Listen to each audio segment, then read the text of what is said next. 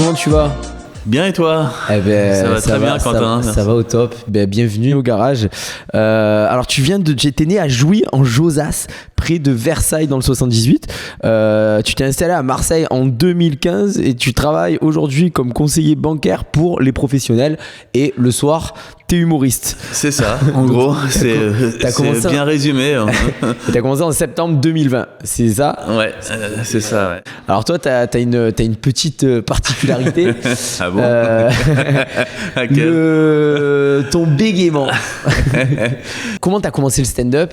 Est-ce que c'est lié à ça? Est-ce que y a une connexion avec le fait d'être bègue?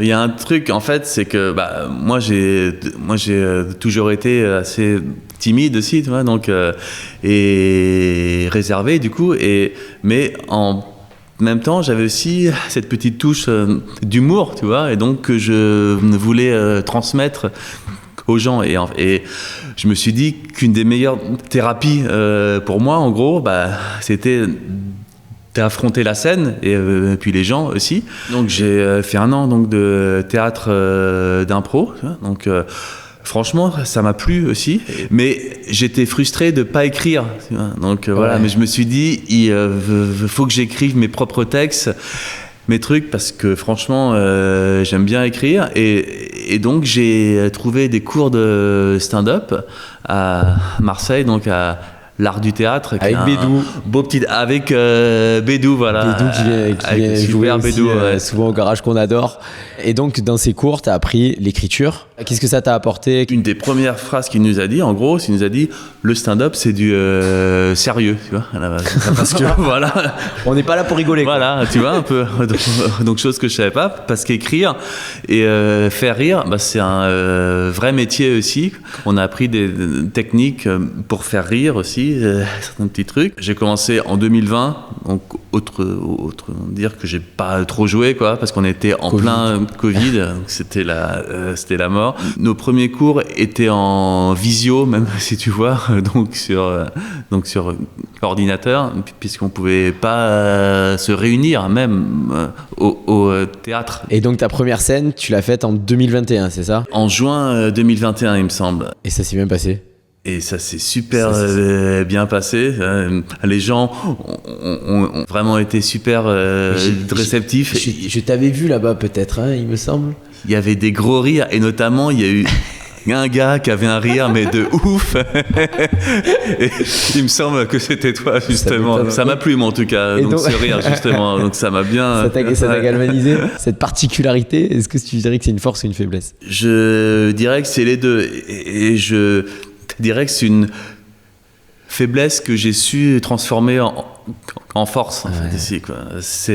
Donc c'est vraiment jouer aussi avec ça, prendre du recul avec ça aussi, et puis en rire, en fait, je fais en rire. Alors de temps en temps ça va mieux, après de temps en temps donc je bloque un tout petit peu plus, voilà, mais c'est moi, et faut en rire juste, c'est tout. J'ai entendu dire que ça pouvait se résorber, c'est-à-dire que ça pouvait se soigner. J'ai entendu dire quelqu'un, je suis un ancien bègue. Ouais. Dans quelle mesure ça tu peux t'as des gens travailler, etc. T'as des gens connus qui sont bègues, donc vous savez pas, il y a Bruce Willis, je crois, tu vois, qui est bègue, alors que c'est un acteur américain.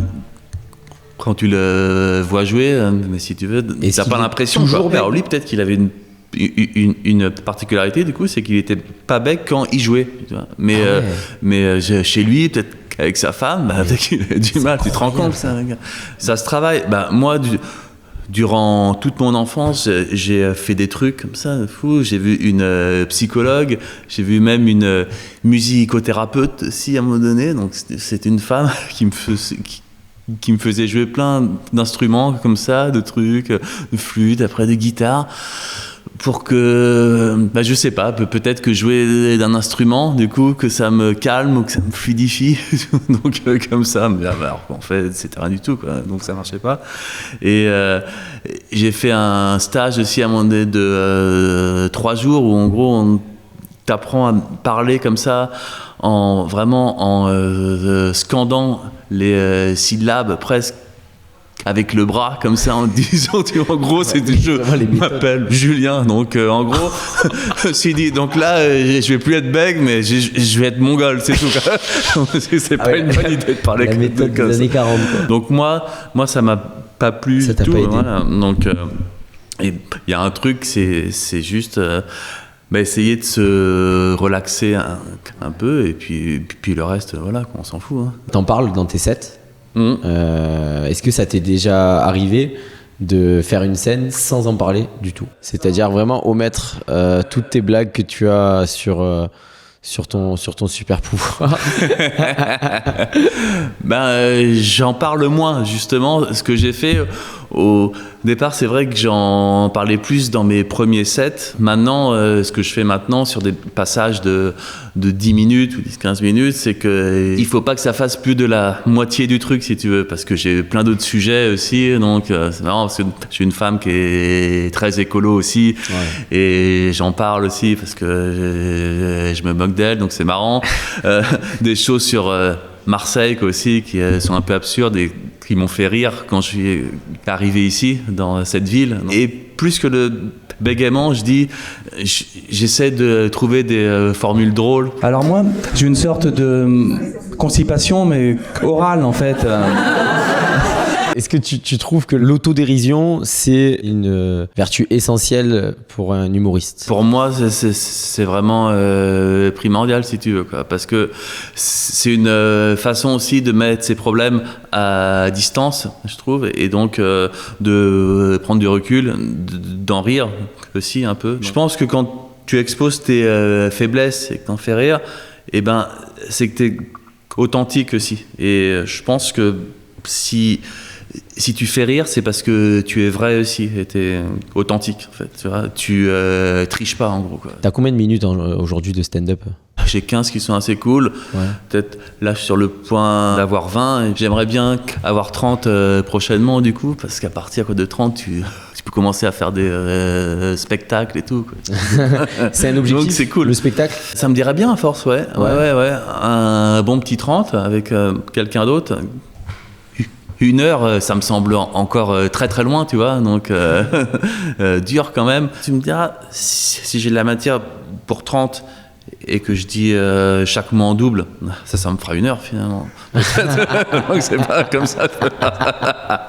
Puis après, il faut pas oublier que plus que je bégaye. Il faut pas oublier que 30 minutes pour toi, c'est 1 heure pour... Voilà. Je suis un peu embêté puisqu'on m'a dit il faut que tu fasses un texte de 5 minutes comme les autres. Oui, mais moi, en 5 minutes, je dis 3 phrases. Et pourtant, t'as un rythme et une cadence de rire qui est impressionnante. Ouais, ça veut dire que t'as quand même bien capitalisé sur ce que tu dis, quoi. C'est quoi ton processus d'écriture? Est-ce que tu vas écrire au mot près, ou est-ce que tu vas avoir une partie que tu vas improviser sur scène, ou comment ça se passe, toi? J'en ai pas vraiment. Si tu veux, l'impro, c'est pas trop mon fort quand même, donc c'est pas trop. Dans ma tête, j'ai plein d'idées, plein de choses, mais au moment de les dire, c'est un peu plus lent, si tu veux. Donc voilà, et je fais une blague là-dessus justement. En fait, c'est parce que je réfléchis plus vite que je parle, je pense. Le contraire des journalistes de BFM TV finalement. Est-ce que ça t'est déjà arrivé de vraiment d'avoir un bug qui dure vraiment une dizaine de secondes, quoi, ou plus? C'est 10. Est-ce que c'est possible? Tout est possible. Mais 10, non, quand même pas. Quoi.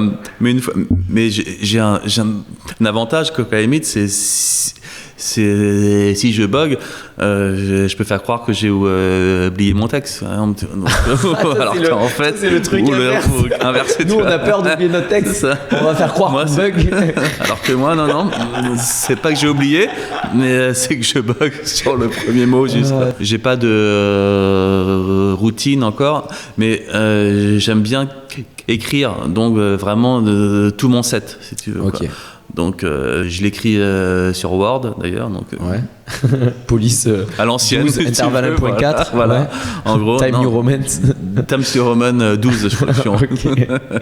Avant de jouer, c'est vrai que j'ai mon texte encore en intégralité, tout ça, quoi, parce que je vois d'autres humoristes qui ont juste des enchaînements de mots, en fait, peut-être par paragraphe, tout ça, mais moi, ça m'aide donc vraiment de visualiser mon texte en intégral, quoi, on va dire, encore, quoi, tu vois. T'as une blague sur les quotas aussi, comme quoi on t'appelle pour jouer, c'est pour remplir les quotas. Si j'ai pu venir ici ce soir, c'est grâce à la discrimination positive. Bah écoute, je me demande quand même, quoi. Comme je joue souvent T'aurais déjà ici, ressenti ça bah, on se dit que tiens, il y a un beg, on va le mettre dans le line-up, ouais. Peut-être comme il y a une femme, il y a un beg, on va le mettre, ça fait bien, ça fait un petit... c'est la diversité si tu veux, quoi. Nous, au garage, on t'invite parce que tu casses la salle. Hein. C'est vrai, c'est cool. Je te rassure sur ce point. Ton set, il est magnifique. Magnifique Cool. ce set. Est-ce que t'es Merci. chaud qu'on le regarde? Allez, Eh ben, let's go. allez. Pour que ça tienne en 5 minutes, j'ai dû couper mes blagues en 2. Non. Je suis désolé, mais ce soir, c'est pas la partie la plus intéressante. C'est le début des blagues. Bon, bah, je commence. L'applause, elle est là, l'applause, alors que tu vois, alors que c'est pas une blague en soi. La première fois que je suis arrivé à Marseille, j'ai attrapé froid. C'est vrai qu'il y avait du Mistral ce jour-là, mais c'est surtout parce que j'ai attendu à peu près 3h47 qu'une voiture veuille bien me laisser passer au passage piéton de la gare Saint-Charles. Et ça, c'est tellement vrai, quoi. Ici, C'est un truc qui t'a vraiment énervé. Qu'est-ce que ça a donné, toi, quand t'es arrivé à Marseille? ah mais de ouf, quoi. Ici, on a l'impression que les gens tracent sur la route, mais c'est... Tu bégayes pas, quoi. Non, là au moins, donc sur le champignon, donc ça c'est sûr qu'ils bégayent pas. Avec les filles, c'était compliqué quand j'étais ado. Le problème, c'est que les filles, elles avaient pitié de moi et elles me disaient « Parle-moi de tes problèmes, ça va te faire du bien. »